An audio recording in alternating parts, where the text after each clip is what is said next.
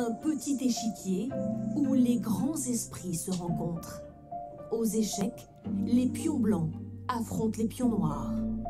Une bataille aussi redoutable que silencieuse, où chaque coup doit être calculé, avec ses feintes, ses attaques, ses coups de théâtre, pour implacablement mettre le roi échec et mat. Bonne partie à tous et à toutes. Ce silence, c'est celui des cellules grises en ébullition. 8 joueurs de l'équipe de France d'échecs à distance, ils affrontent l'Allemagne dans une compétition internationale. C'est le 9e jour et chaque partie peut durer jusqu'à 5 heures. On essaie de réfléchir sur le coup de l'adversaire pour essayer parfois de deviner son coup, de voir ce qu'il peut faire.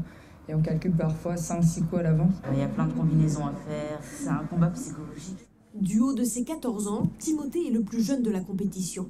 Sa partie, il va la gagner et les victoires, il les collectionne. C'est la première coupe que j'ai gagnée, donc c'est en 2013, donc j'avais 7 ans. J'ai senti tout de suite que c'était ma passion, donc après, au fur et à mesure du temps, la passion elle s'est agrandie encore plus.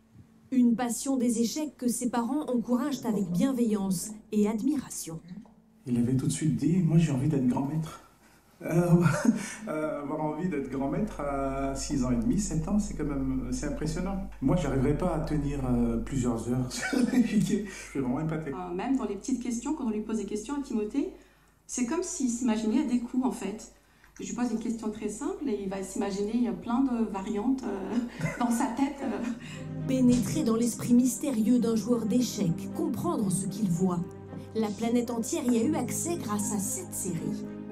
Il n'y a pas un joueur au monde qui soit aussi doué que toi. Le jeu de la dame suit l'ascension d'une prodige des échecs. Un succès mondial, 62 millions de spectateurs. Et depuis sur les plateformes en ligne, 100 000 nouveaux membres chaque mois, 6 millions de parties chaque jour. S'il était venu là, il aurait attaqué quoi? Dans cette école d'échecs parisienne, 5 nouveaux membres depuis le succès de la série. Encore, mais le fou, oui. Donc ça permettait de gagner un temps sur le fou. Jean-Baptiste avait failli abandonner les échecs, voire la série l'en a dissuadé. Ça redore un peu l'image des échecs. Et avant, à la cour de récréation, on était très peu à jouer aux échecs. Maintenant, on est beaucoup à jouer aux échecs. Un vent nouveau, car les échecs ont longtemps souffert d'une image un peu élitiste, renforcée pendant la guerre froide, où le jeu devient une arme diplomatique. Comme dans la fameuse partie du siècle en 1972, l'Américain Bobby Fischer face au Russe Boris Spassky. Pourquoi tu joues ce coup? Mais pour ce professeur d'échecs, il y a de la place pour tout le monde. De la protection de la case E7. Ils ont le complexe des échecs, un peu les gens comme ils ont le complexe des maths.